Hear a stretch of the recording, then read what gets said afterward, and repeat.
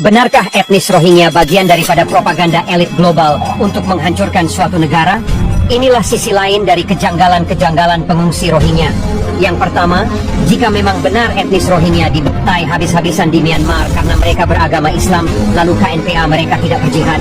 Bukankah mereka manusia yang kuat dan suka memberontak? Padahal mereka sendiri sudah mengklaim bahwa mereka asli pribumi Myanmar. Dan juga jika dipikirkan, selemah apapun umat Islam, pasti mereka akan melawan demi agama dan bangsa sekalipun harus putih.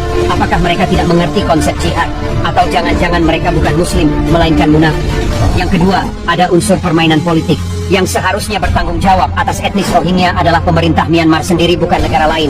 Faktanya mereka sudah dibuatkan tempat tinggal mewah, namun mereka malah keluar dengan sengaja dari negaranya sendiri. Tanpa sadar penjajahan adalah kata lain dari hak asasi manusia. Hancurkan agamanya dari dalam, hancurkan moralnya dari pendidikan, hancurkan negaranya dari ekonomi, hancurkan kepercayaan rakyatnya dari politik, hancurkan persaudaraannya dari propaganda media, rahasiakanlah sesuatu itu dengan cara tidak merahasiakannya. Inilah yang disebut penjajahan gaya baru.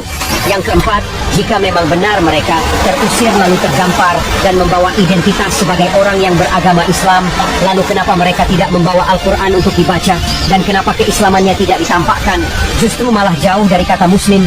Seharusnya dan umumnya seorang muslim akan lebih memperlihatkan keislamannya ketika mengalami kesusahan, mengalami musibah, dan mengalami penindasan, sebagaimana saudara-saudara kita di Palestina.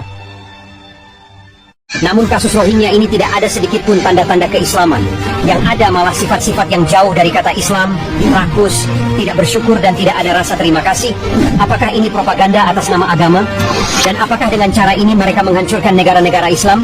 Yang kelima, kasus pengungsi Rohingya mirip dengan kasus Israel yang dulunya menjadi pengungsi di Palestina dengan membawa identitas Yahudi. Faktanya sekarang, pengungsi Rohingya yang dulunya ditolong dan diberi hak hidup, malah sekarang mereka berdemo dan minta tanah. Hal ini terjadi di Malaysia, dan yang harus kita perhatikan adalah mereka membawa identitas Islam, namun jauh dari kata Islam.